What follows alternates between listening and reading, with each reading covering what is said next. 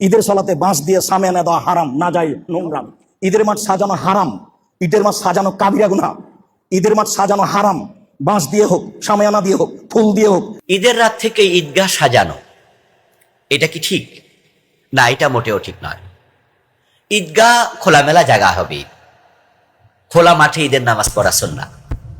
অপ্রয়োজনে সেখানে প্যান্ডেল করা, অপ্রয়োজনে সেখানে ঝাড়বাতি দেয়া, অপ্রয়োজনে সেখানে আলোকসজ্জা করা, এটা পরিত্যাজ্য।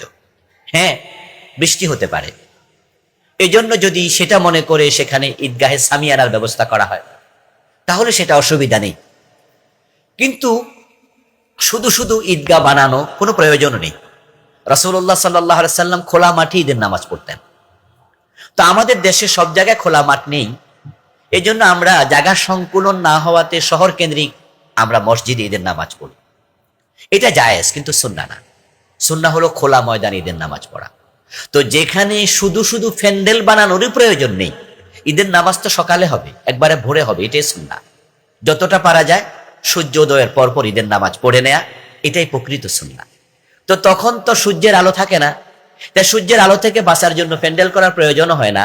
তবে হ্যাঁ, মানুষ বেশি হওয়ার কারণে 2টা জামাত, 3টা জামাত, 4টা জামাত কোন কোন ঈদগাহে হয়।